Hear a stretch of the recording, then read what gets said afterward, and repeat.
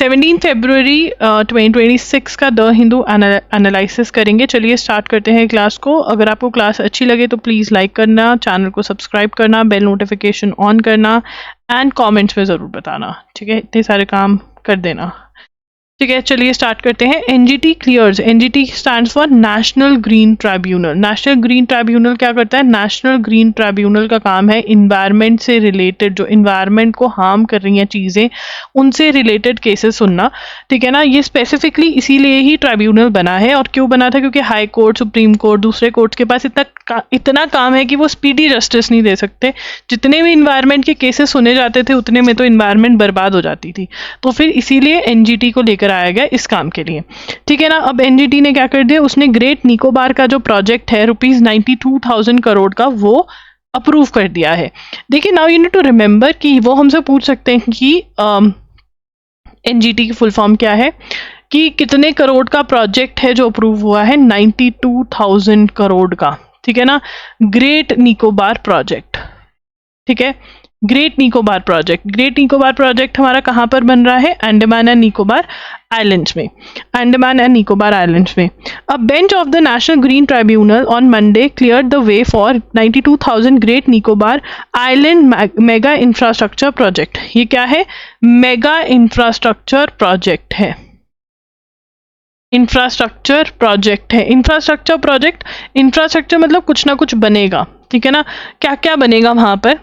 क्या क्या बनेगा? ट्रांसशिपमेंट पोर्ट बनेगा। ठीक है, तो हम यहाँ पर लिख ही लेते हैं क्या बनेगा, क्योंकि अब इस पे क्वेश्चन बहुत एक्सपेक्टेड होगा। ट्रांसशिपमेंट पोर्ट बनेगा। ठीक है, एयरपोर्ट बनेगा, मतलब शिप्स के लिए, जहाँ शिप्स आएंगी, लोडिंग होगी, अनलोडिंग होगी, वो पोर्ट्स बनेंगे। पावर प्लांट बनेगा। ठीक है, और एक टाउनशिप भी बनेगी। ठीक है ना, एंड अ टाउनशिप। ठीक है, उसके बाद ये प्रोजेक्ट जो है, इसके बारे में आगे पढ़ते हैं।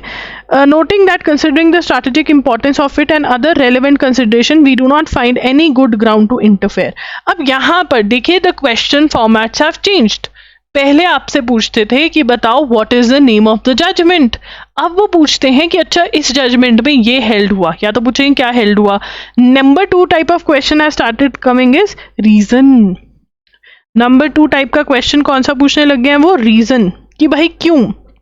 तो यहाँ पे बोला, उन्होंने बोला कंसिडरिंग द स्ट्रैटेजिक, लिखेंगे considering the strategic importance of it and other relevant considerations, we do not find any ground to interfere। यहां से कॉपी करेंगे, मैंने ग्राउंड के भी, ग्राउंड पता नहीं इतना छोटा क्यों लग रहा है, ground to interfere.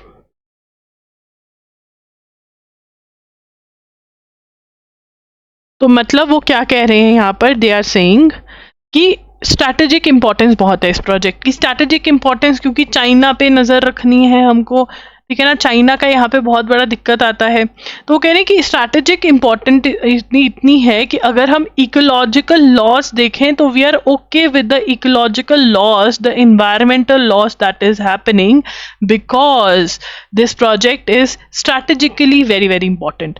It disposed of applications related to the environmental clearance for the project, which with direction to authorities to ensure full and strict compliance of EC regulations।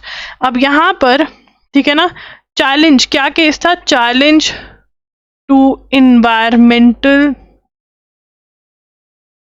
clearance provided for the project। अब यहाँ पर ये क्या challenge कर रहे थे? Environmental clearances, जिसको ये ईसी भी बोलते हैं। कोर्ट ने क्या बोला? एनजीटी ने क्या बोला? Court directed, NGT directed to ensure full and strict compliance of EC conditions।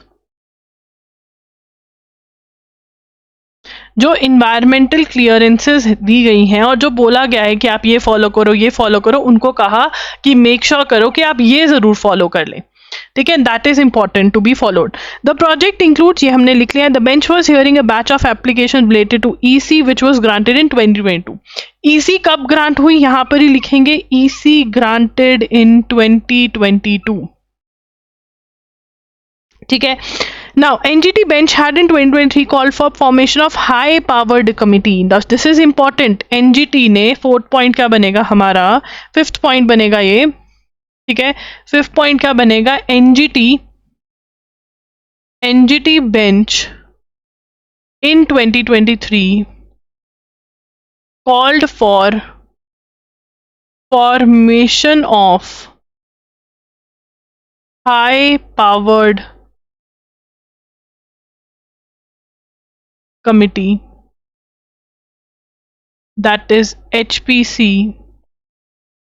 to address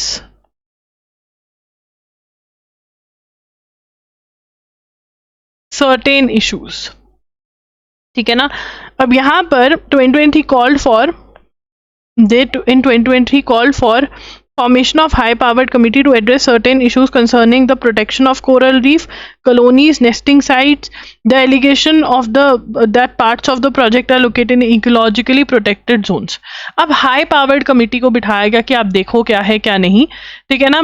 The applicants argued that the government had erred in limiting the term of reference to HPC to 3 issues. तो उन्होंने कहा कि सिर्फ 3 issues ही करे गए. EC specified which the tribunal had already refused to interfere. It said the remaining issues had been dealt with. अब यहाँ पे HPC जो बनाई थी उसके issues को भी question किया गया कि बहुत limited grounds पे ज़्यादा grounds होने चाहिए थे. उसके बाद a balanced approach is required to be adopted while considering the issue of allowing development of the port on a strategic location and taking adequate steps to carry out the activities strictly in terms of ICRZ notification.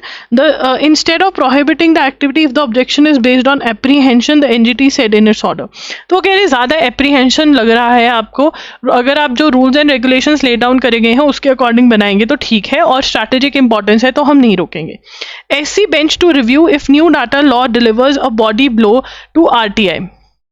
अब जो new law है, ठीक है ना, तो अब क्या है कि जो राइट टू प्रिवेसी का एक्ट आया with regard to recognise the right to privacy का जो फंडामेंटल राइट बोला गया के एस पुट्टास्वामी जजमेंट के अंदर, द लॉ, वो कह रहे हैं कि जो ये लॉ है, ठीक है ना, digital personal data protection act, ये राइट टू इन्फॉर्मेशन. अब राइट टू इन्फॉर्मेशन एक्ट क्या है कि अगर आपको कोई गवर्नमेंट ऑफिशियल, गवर्नमेंट डिपार्टमेंट, कोई भी गवर्नमेंट से रिलेटेड इंफॉर्मेशन चाहिए तो you can get it through by the way of RTI. तो वो क्या कह रहे हैं digital personal data protection act में. Now what is personal data? Personal data is your name, your address, your email ID, your phone number. This is all personal data. And there is a very broader definition of personal data given. And वो कह रहे हैं कि जो भी personal data of any officer है वो हम provide नहीं करेंगे आपको, ठीक है ना. तो RTI के अंदर वो कह रहे हैं कि personal data of the officer is not going to be provided, and that is what is being challenged in the Supreme Court, and Supreme Court has accepted the case that yes, we are going to hear the case, right? Now, what else they are saying? Chief Justice of India Suryakant heading a 3-judge bench refused a plea to pass stay. अब उन्होंने कहा था कि ये जो provision है इसको stay कर दो. This provision won't be applicable. But Justice Suryakant ने कहा कि हम ये नहीं कर सकते. We cannot give a stay. ठीक है. Now, what else? We may have to lay down what is meant by personal information. अब Justice Suryakant ने कहा कि हमें define करना पड़ेगा that what is personal information. ठीक है ना. Originally, RTI provision had exempted authorities from disclosing personal information to an applicant if the details sought had no relationship to any public activity or if disclosure would amount to unwarranted invasion of privacy. Even then, the government had to disclose if public interest outweighed privacy. The decision whether or not to reveal personal information was taken by Public Information Officer. ठीक है. Section 8(1)(j) of the RTI Act had stuck the right balance between right to privacy and right to information. तो अब ये कह रहे हैं कि पहले मतलब सारी इंफॉर्मेशन अलाउड नहीं थी, बट अगर इंफॉर्मेशन जो थी वो पब्लिक पब्लिक इंटरेस्ट में इंपॉर्टेंट थी तो वो प्रोवाइड करी जाती थी, बट अब जो है वो नहीं प्रोवाइड करी जाएगी, ठीक है ना।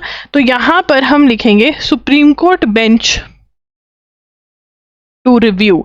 बेंच कहते हैं जजेस को, ठीक है ना, बेंच इज जजेस, जज जहां पे बैठते हैं उसको बेंच कह सकते हैं। वन जज सिटिंग, 2 3, तो बेंच को रेफर करते हैं, मतलब जजेस को रेफर कर रहे हैं। तो यहां पर we can also say the supreme court जजेस said that they will review if new data law, हम टाइटल कॉपी करेंगे, law delivers a body blow to RTI। तो यहां पर हमें कुछ फुल फॉर्म्स लिखनी है। RTI stand for right to information, RTI stand for right to information, ठीक है ना। Supreme court bench to review data law. Now which is the data law? It is digital, ये आपको पता होना चाहिए, digital personal data protection act of 2023, 2023 का act है ये, 2023, ठीक है। नाउ इसके अंदर अब क्या कह रहे हैं कि RTI के अंदर क्या प्रॉब्लम क्या है, ठीक है ना। दिस एक्ट इम्पोजेस, लिखेंगे, यहां से लिख रही हूं मैं, ये कॉपी करेंगे, इम्पोजेस ब्लैंकेट बैन ऑन, ये कॉपी करेंगे, on RTI applicants from seeking, यहां से लेकर यहां तक नोट करोगे कि वो पर्सनल इंफॉर्मेशन सीक नहीं कर पाएंगे अब, ठीक है ना। While originally they were able to seek, originally वाला लिखना है तो लिखिए, ठीक है ना, नहीं तो ये वाला तो जरूर लिखना है, ये वाला पार्ट, ये वाला पॉइंट आप जरूर लिखेंगे। पहले क्या होता था, ये लिखना है या नहीं, ये आपकी मर्जी है, ठीक है। ओके, नाउ आगे चलेंगे। The supreme court on Monday scheduled for hearing a series of review and writ petitions on September 2018 judgment which allowed women of menstruating age to enter the Sabrimala temple. Now in 2018, अब यहाँ पर पहले हम heading लिखेंगे, supreme court to hear review and writ petitions related to Sabrimala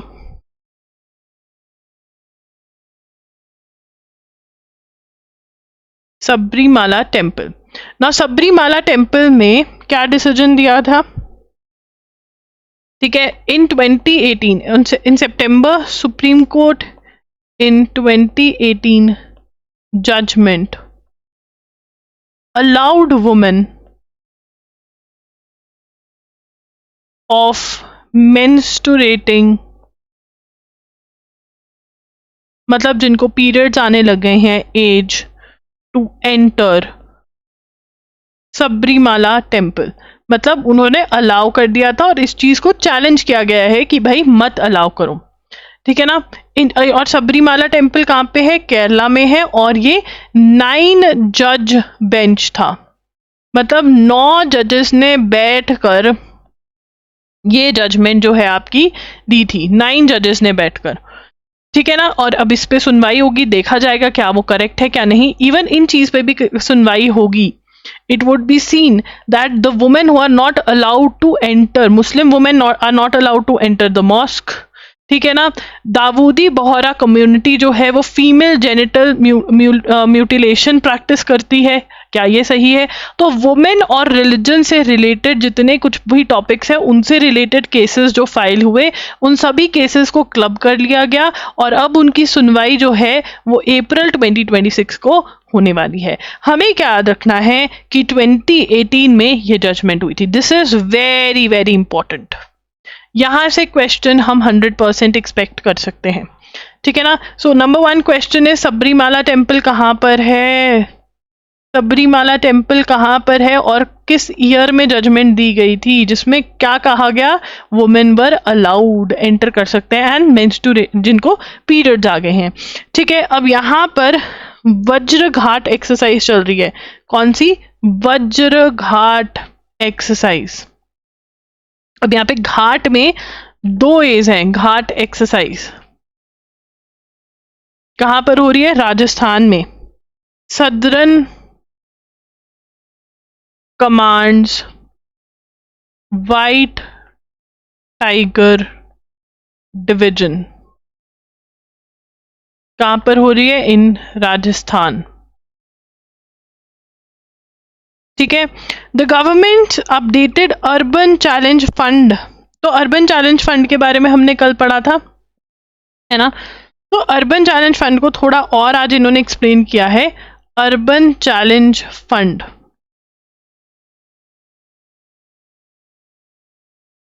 तो यहां पर अब क्या कह रहे हैं अर्बन चैलेंज फंड के अंदर?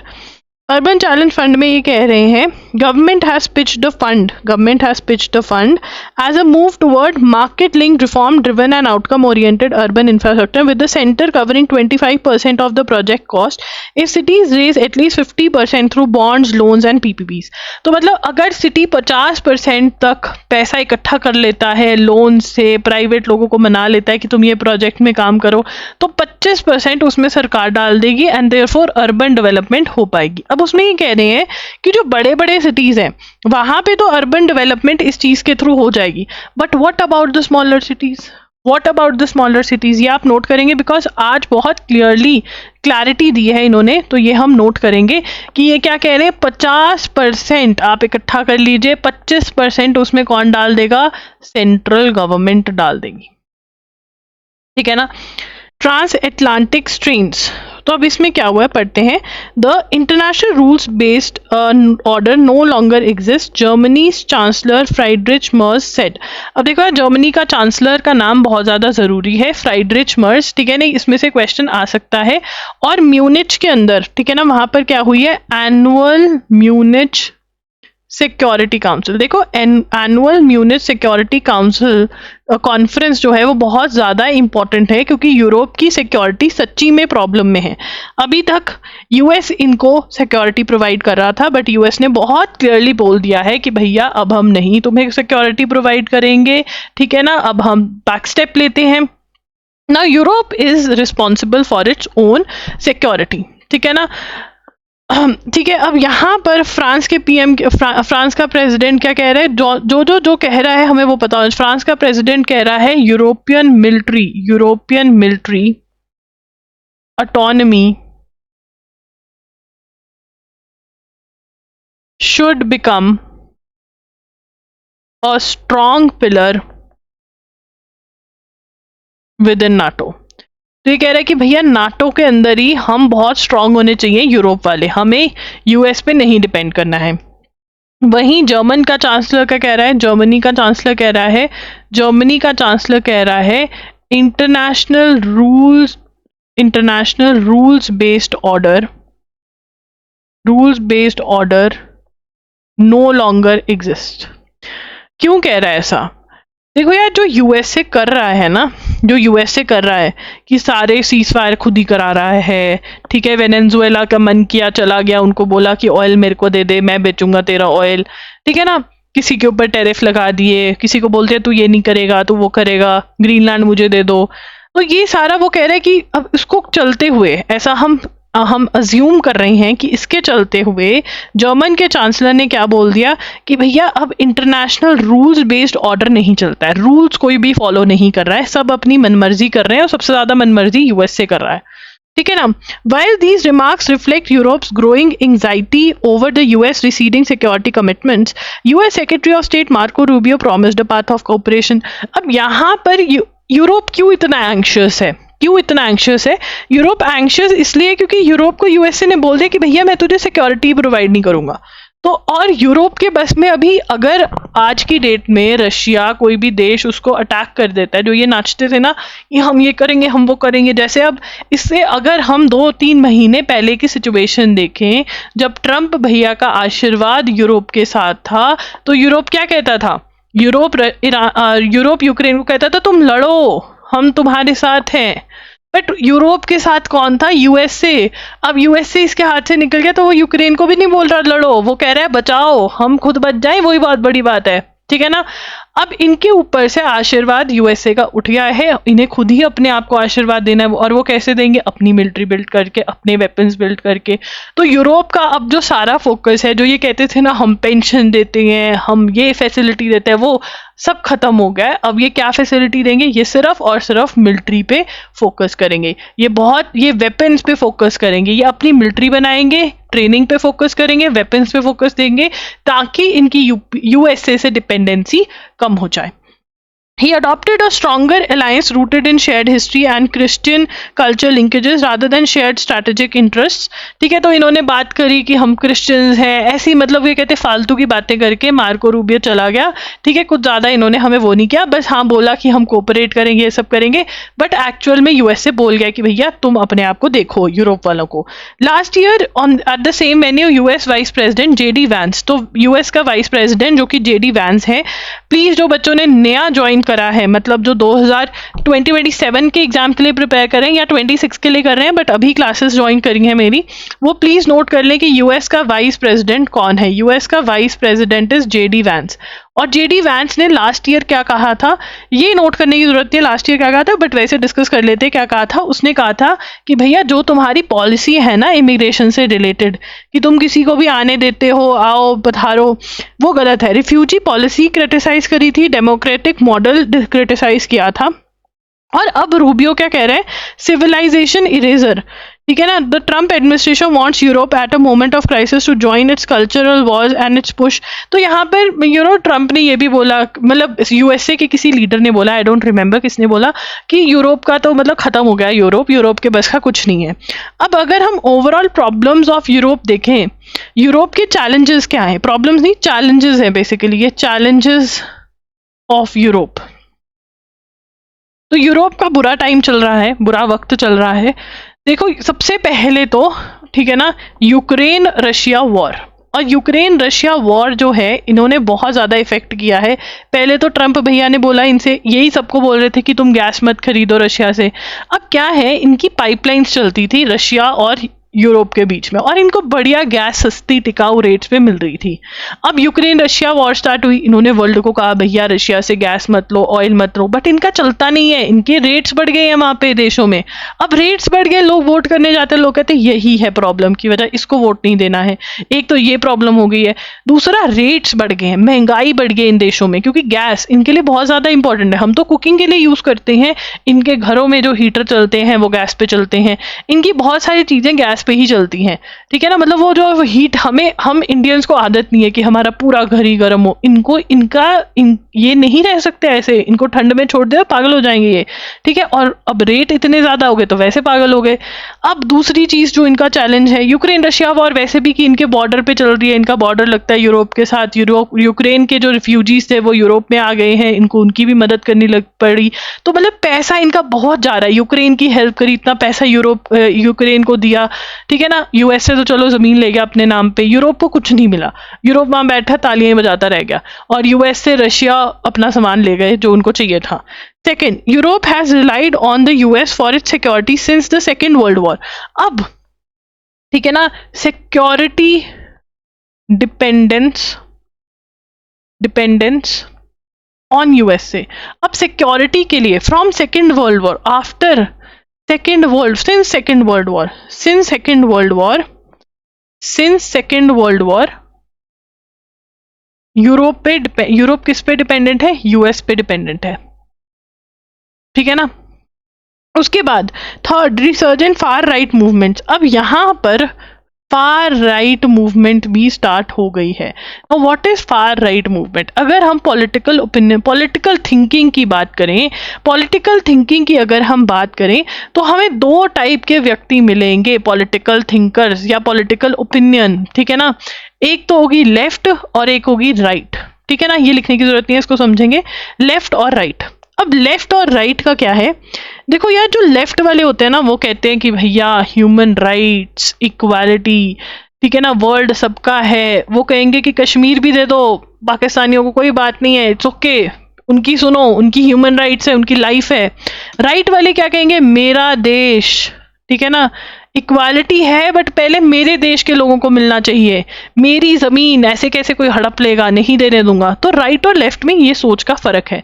अब यूरोप जो था, अब तक लेफ्ट ज्यादा लोग थे वहां पर, राइट वाले मतलब जो पॉलिटिकल लीडर्स पावर में आ रहे थे वो लेफ्ट वाले आ रहे थे। अब लेफ्ट वालों ने क्या किया, इन्होंने करी इमिग्रेशन, ठीक है ना, इमिग्रेशन करी। अब क्या हुआ उन देशों में, यूरोप में, यूरोप वाले कम हो गए, बाहर वाले ज्यादा हो गए, तो वहां पे दिक्कतें हो गई, दूसरे मतलब दे आर हैविंग प्रॉब्लम, ठीक है ना। उनको हमेशा से देखो, यूरोप वालों को बाहर वाले लोग, अगर वो मतलब रेशियल डिस्क्रिमिनेशन का अगर हम देखें वर्ल्ड में स्टार्ट कहाँ से हुई, यूरोप वालों ने स्टार्ट करा रेशियल डिस्क्रिमिनेशन।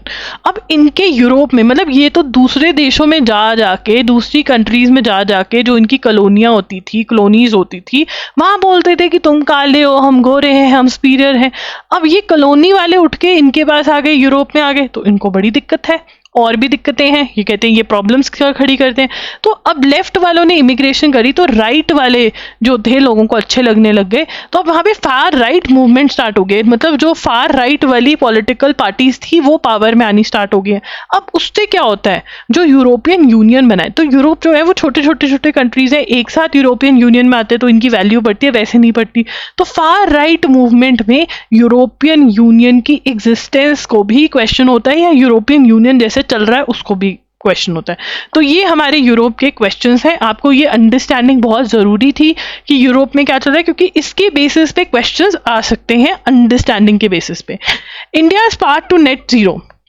अब हम क्या कह रहे हैं, हम वर्ल्ड को कह रहे हैं कि भैया हम पॉल्यूशन करना छोड़ देंगे 2070 में, ठीक है।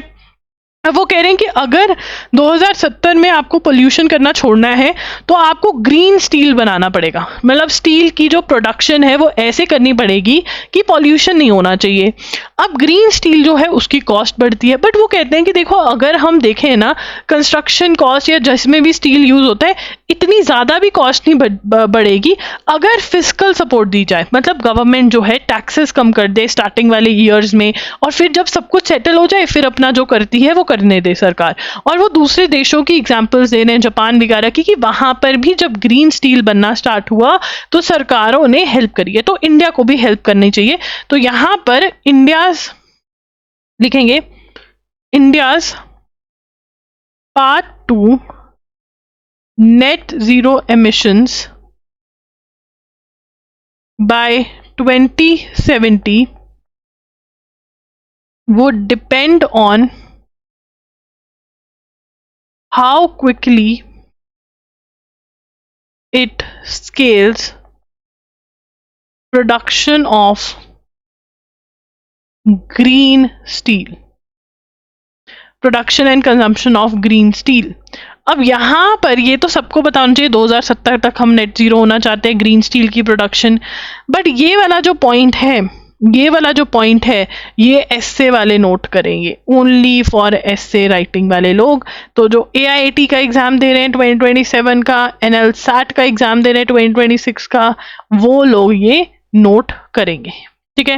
It is important to distinguish between the producers additional cost and the actual burden on public procurement. तो ये सारी डिटेल्स में हम नहीं जाएंगे। India part two net zero ये हम नोट कर चुके हैं, ये दोबारा रिपीट हो गया है। A separate classification of D notified tribes, ठीक है, separate classification of D notified tribes. D notified tribes क्या है, देखिए इनकी भी हिस्ट्री है, आइए इसको समझते हैं। On January 30th the union government assured the community leaders of D notified nomadic and semi nomadic tribes that the office of the Registrar General and Census Commissioner of India had agreed to enumerate these communities in upcoming second phase of the census। तो सबसे पहले ये सारा हम note करेंगे, this is a point to be noted, ठीक है ना। इसके अंदर क्या एक्सेप्ट हुआ, यूनियन गवर्नमेंट ने डी नोटिफाइड नोमैडिक ट्राइब्स को बोला कि जी आपकी भी गिनती हम करेंगे जो सेंसस 2027 है। अब ये इनके लिए बहुत बड़ी अचीवमेंट है, बिकॉज इससे पहले ये नहीं होता था, ठीक है ना। तो 30 जनवरी को, ठीक है ना, क्या किया यूनियन गवर्नमेंट, मैं तो ये शॉर्ट में लिख रही हूँ, आप पूरा लिखना है, यूनियन गवर्नमेंट एक्सेप्टेड कि इनको इनकी जनगणना, इनकी गिनती 2027 सेंसस में होगी। What is census? Counting of population. Census is counting of population. तो बोला गया कि भैया सेंसस आपकी काउंटिंग जो है वो अवेलेबल होगी, ठीक है ना, मतलब काउंटिंग होगी, अवेलेबल नहीं। However with no clarity on how this enumeration will be conducted. अब यहाँ पे क्वेश्चन ये उठ रहा है कि ये जो अब इनकी जो नेक्स्ट डिमांड है, they are demanding a separate column for DNTs in census. Nomadic tribes के लिए वो कह रहे हैं कि जैसे शेड्यूल ट्राइब के लिए सेपरेट कॉलम है, हमारे लिए भी वैसे ही सेपरेट कॉलम होना चाहिए। This demand has found support from academics and scholars who have noted that the demand for a census count of DNTs has been reiterated time and again by successive commissions that have been set up। तो यहाँ पर वो कह रहे हैं कि census count होना चाहिए बिकॉज बहुत सारी कमिटीज बहुत बार आपको बोल चुकी हैं। अब अगर हम इनकी हिस्ट्री देखें तो ये लोग, इनको हैबिचुअल ऑफेंडर्स की कैटेगरी में रखा जाता था, ठीक है ना। तो आओ पढ़ते हैं इसको। Communities referred to as denotified nomadic and semi-nomadic tribes were at one point classified as criminal by colonial administrators। मतलब जो गोरे थे, ब्रिटिशर्स थे, वो इनको क्रिमिनल की कैटेगरी में डालते थे। इतना ही नहीं, इनको बोलते थे ये एडिक्टेड है टू कमिटिंग क्राइम्स, और बोलते थे, और इसी वजह से वो एक लॉ भी लेकर आए जिसका नाम था क्रिमिनल ट्राइब्स एक्ट 1871, ठीक है ना। और उसमें ये ट्राइब से रिलेटेड इनको हैंडल करने का वो था। CT 1871 was introduced for the registration, surveillance and control of certain criminal tribes and describing criminal tribes as a tribe, gang और class of person that are addicted to committing non bailable offence. मतलब इतना था। Britishers के time पे तो ये लोग ऐसे ऑफेंडर्स मान जाते थे, पूरा नोट करोगे। ब्रिटिशर्स के टाइम पे इनका ये सिचुएशन था, ये हालात थे इनके, ठीक है। अब 1952 में आकर के गवर्नमेंट ने ये लॉ खत्म किया, ठीक है ना, ये लॉ रिपील किया, ठीक है। उसके बाद बहुत सारे स्टेट्स ने इनको हैबिचुअल ऑफेंडर्स के नाम से एक्ट्स बनाए, हैबिचुअल ऑफेंडर्स, मतलब इनकी भलाई नहीं करी कभी भी। उसके बाद इवेंचुअली कमीशन बिठाएगा। In 1998 order Mahasweta Devi and scholar GN Devi constituted denotified nomadic and semi-nomadic tribes rights action group, the work of which had led to technical advisory groups on DNTs and the eventual formation of first national commission for DNTs। तो first national commission for DNTs कब बना? Headed by BS Renke, the commission submitted its report in 2008, recommended कि upliftment कैसे होनी चाहिए। Another national commission, ये note करेंगे, another national commission was following this, another national commission was set up under leadership of Bhikkhu Ramji Idate, which submitted its report in 2017। all commission report on the subject of DNTs began the question with मतलब ये सब बोल रहे थे कि भैया इनको identify करो, इनको सर्टिफिकेट्स दो कि ये DNTs हैं। The latest assessment of Idate commission, उन्होंने 1200 बोल दिया कि भैया ये तो मतलब कहीं ना कहीं डल गए SC ST या OBC में। 268 का कुछ भी, 268 ऐसी कम्युनिटीज हैं जो क्लासिफाई नहीं हुई हैं, ठीक है ना। तो 268 कम्युनिटीज का कुछ करना चाहिए। अब इनकी सबसे बड़ी प्रॉब्लम क्या है? प्रॉब्लम ये है कि इनको सर्टिफिकेट्स ही नहीं दिए जाते कि ये DNTs हैं। अगर सर्टिफिकेट मिल जाए तो सीड स्कीम लेकर आई है सोशल जस्टिस मिनिस्ट्री, इनके लिए सीड स्कीम लेकर आई है DNTs के लिए, उसके अंदर इनकी भलाई हो जाए। बट पहले आइडेंटिफाई तो होनी चाहिए कि ये DNTs हैं, ठीक है। Araghchi in Geneva for talks as IRGC begins drills near the strait of Hormuz. तो अब यहाँ पर देखो यार, जो ईरान और USA के बीच में न्यूक्लियर टॉक्स हैं, ठीक है ना, वो सबसे पहले मस्कट में हुई, ओमान ने करवाई, ठीक है ना। अब ओमान ही है जो मेन टॉक्स करवा रहा है, बट टॉक्स जो हैं जिनीवा में टॉक्स चल रही हैं, जिनीवा के अंदर बात हो रही है कि भाई न्यूक्लियर का कैसा करना है। बट वहीं पर जो इस्लामिक रेवोल्यूशनरी गार्ड कॉर्प्स हैं, मतलब ईरान की आर्मी जो है, इस्लामिक फोर्सेस, ईरान की जो आर्मी जो है, डिफेंस जो है, वो क्या कर रही है, मिलिट्री ड्रिल्स कर रही है नियर स्ट्रेट ऑफ हॉर्मुज। अब स्ट्रेट ऑफ हॉर्मुज जो है वो क्या है, स्ट्रेट ऑफ हॉर्मुज क्यों, अ key choke point, a key choke point that connects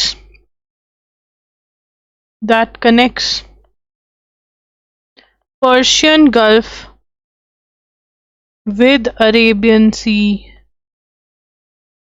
through Gulf of Oman. अब यहाँ पर हमारा मेन क्वेश्चन ये भी आ सकता है कि स्टेट ऑफ हॉर्मस क्या है, व्हाट इज स्टेट ऑफ हॉर्मस, ठीक है, ये हमारा मेन क्वेश्चन बन सकता है। और ये लोग इस चीज को क्या बुला रहे हैं, व्हाट आर दे कॉलिंग, ठीक है ना, ये लाइव फायर ड्रिल्स कर रहे हैं, named smart control of Hormuz strait. मतलब ये भी पूरा यूएसए को दिखा रहे हैं कि हम भी किसी से कम नहीं है, ठीक है। उसके बाद आगे चलेंगे, Tariq Rahman is to be PM of Bangladesh कौन बनने वाले हैं, this is a very very easy and important question. Tariq Rahman is going to be the PM of Bangladesh, ठीक है जी, ठीक है ना। कौन सी पार्टी को बिलोंग करते हैं, he belongs to BNP, that is Bangladesh Nationalist Party. कौन सी पार्टी को बिलोंग करते हैं, बांग्लादेश नेशनलिस्ट पार्टी को बिलोंग करते हैं ये, ठीक है। ओके चलो, इनकी जो पार्लियामेंट है बांग्लादेश की, इनकी पार्लियामेंट का भी नाम है, वो है जटियो संसद, ये हमने पहले भी नोट किया है। उसके बाद इसी के साथ साथ में swearing in of constitutional reform commission, तो कॉन्स्टिट्यूशनल रिफॉर्म कमीशन के भी जो लोग हैं उसकी भी स्वेरिंग होगी। रेफरेंडम हुआ था यहाँ पर, ठीक है। इजराइल जो है वेस्ट बैंक में प्रॉपर्टीज जो है स्टेट प्रॉपर्टी के नाम से रजिस्ट्रेशन लोगों को दे रहा है, ठीक है ना, और पैलेस्टीनियन टेरिटरी जो है वो मस्त हड़प रहा है। Nepal candidates launch campaigning on Monday for next months parliamentary elections, ठीक है। और यहाँ पर जो बलेंद्रा शाह है, मेयर जो हैं, वो टक्कर दे रहे केपी शर्मा ओली को, तो देखते हैं क्या होता है। बांग्लादेश के जो यूनिस है, Bangladesh interim leader, interim temporary, क्योंकि टेम्परेरी थे तभी इनको टाटा बाय बाय कहनी पड़ गई, तो मोहम्मद यूनिस स्टेप्ड डाउन, ठीक है ना। मोहम्मद यूनिस की खासियत, इन्होंने नोबेल पीस प्राइज जीता है, जो ट्रंप भी जीतना चाहते हैं, ठीक है ना। And mister Yunus returned from self imposed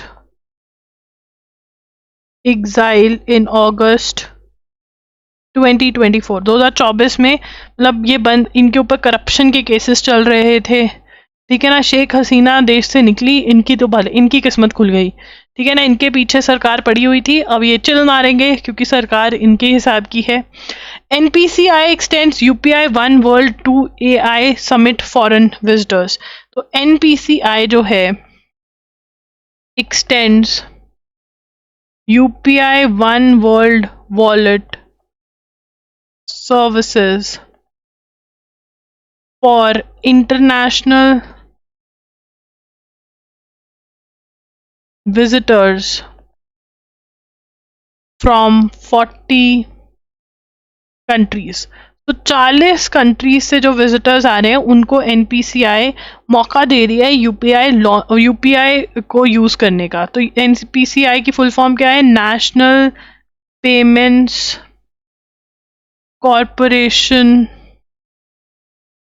of India, बेहतर, ठीक है, सही। अब यहाँ पर ये पेमेंट कर पाएंगे। अब ये क्यों कर रहे हैं, जो एआई समिट के लिए आए हैं, क्यों कर रहे हैं ऐसे, क्योंकि ये चाह रहे हैं इंडिया वाले कि तुम यूज करो, कितना अच्छा प्रोडक्ट है, अपने देश में भी लेकर जाओ, ठीक है ना, हम बेचेंगे इसको। ED imposes ₹184 crore fine. ED imposes ₹184 crore fine on news click founder. तो जो न्यूज क्लिक का फाउंडर है उस पे ₹184 करोड़ का फाइन ठोक दिया है। किसने? ईडी ने। ED stand for enforcement directorate. कोई मुझे कमेंट में बता सकता है ये कौन से केसेस इन्वेस्टिगेट करते हैं? जनवरी फरवरी में हमने बहुत बातें करी हैं इन्फोर्समेंट डायरेक्टोरेट की। अब इसके ऊपर क्यों लगाया गया? क्योंकि इसने कौन से एक्ट में इसके ऊपर इसने गलत काम किया है? फेमा के अंदर। तो फेमा की फुल फॉर्म बड़ी इंपॉर्टेंट हो गई, foreign exchange management act, that is FEMA. ठीक है ना। तो न्यूज क्लिक डिजिटल प्लेटफॉर्म जो है इसके फाउंडर कौन है? Founder is Prabir Purkayastha, who is also the editor in chief. He is also the editor in chief. ठीक है ना। तो इनके ऊपर ये पैसे का लगा दिए, इन्होंने कोई गड़बड़ी करी है। अब यहाँ पर बात करें ex post facto eco clearance की। ठीक है ना। Supreme court to look into fresh pleas on ex post facto eco clearance regime. अब एक्स पोस्ट फैक्टो क्या है? देखो, ex post facto clearance regime क्या है? एक्स पोस्ट फैक्टो की मतलब पुरानी डेट से अप्रूवल। कंस्ट्रक्शन आपने कर ली है, एनवायरमेंट क्लियरेंस आप बाद में लेकर आ रहे हो। ठीक है ना। तो इसमें क्या था? सुप्रीम कोर्ट ने मई 2025 में सेट असाइड रेट्रोस्पेक्टिव, मतलब पिछली डेट से रेट्रोस्पेक्टिव और x post facto environmental clearances. ठीक है ना। उन्होंने मना कर दिया कि भाई हम एक्स फैक्टो नहीं देंगे। ठीक है ना।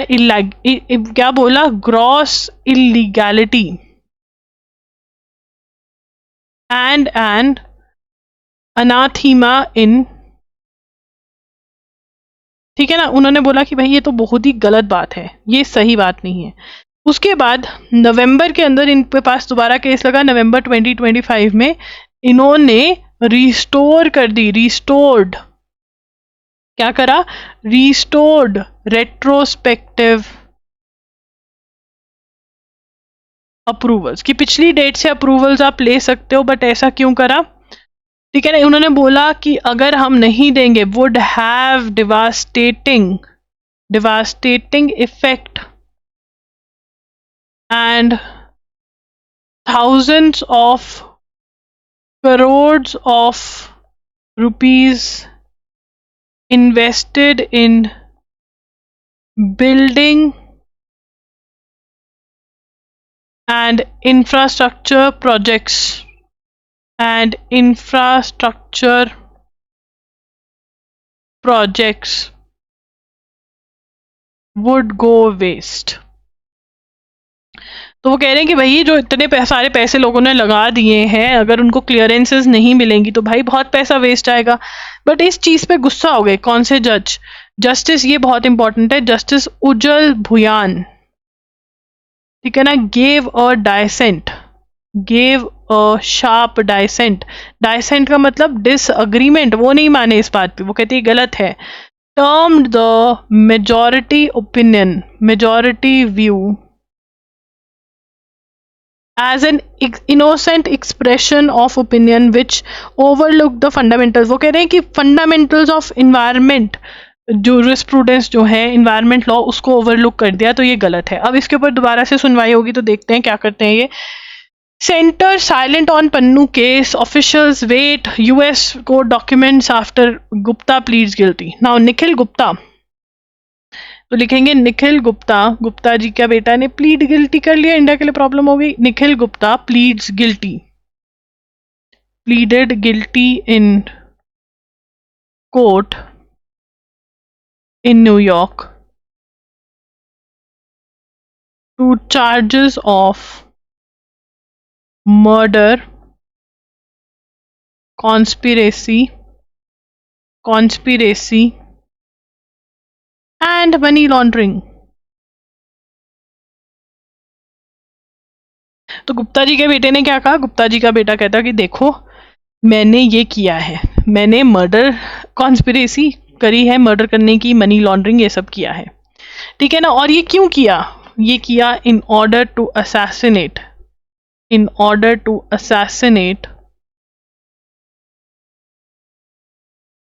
असैसिनेट खालिस्तानी एक्टिविस्ट, खालिस्तानी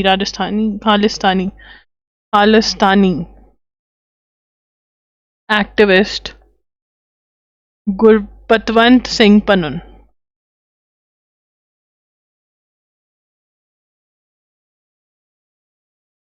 अब नाउ व्हाट इज इट? देखो यार, निखिल गुप्ता कहता कि भाई मेरे को एक बंदा था विकास यादव नाम का, जिसने मुझे बोला कि भैया कोई बंदा ढूंढो, उसको हम एक फलाना फलाना इतने पैसे देंगे कि वो मर्डर कर दे, वो मार दे, असैसिनेशन कर दे किसकी? खालिस्तानी एक्टिविस्ट गुरपतवंत सिंह पन्नून की।